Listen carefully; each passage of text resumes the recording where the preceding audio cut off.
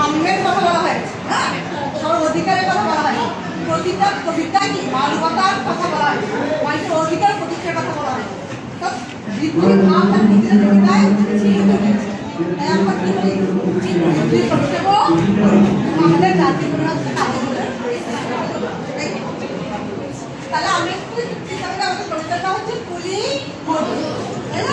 আমরা চিনিরা যারা শ্রমদের যে কাজ করে, এই যে বিল্ডিংটা দিয়ে তাকাচ্ছি, কাজের শ্রমে বিল্ডিংটা করে উঠেছে, যারা শ্রমিকদের শ্রম দিয়েছে, তাদের ঘামের বিনিময়ে আজকে এই দিনটা প্রতিষ্ঠিত হয়েছে, ঠিক আছে? কিন্তু আমাদের সমাজ অবস্থা কি জানো?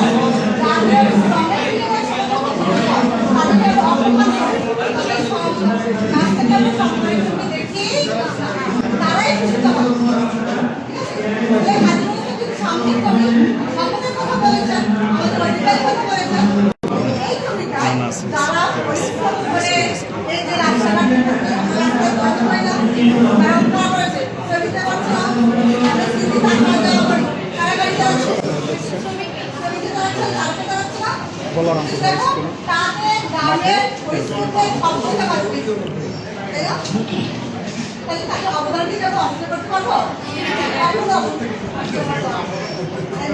আমাদের কি সবার অধিকার কথা বলেছিলাম, বলেছে যে দিন এসেছে আমাদের এবার কবিতা ফিরে এই কবিতাটা আমরা আবৃত্তি করবো, এই কবিতা আবৃত্তির মাধ্যমে আমরা কবিতা জানবো, ঠিক আছে? কত প্রাইজ করে দিচ্ছি, কেউ কারো বেড়াতে পারি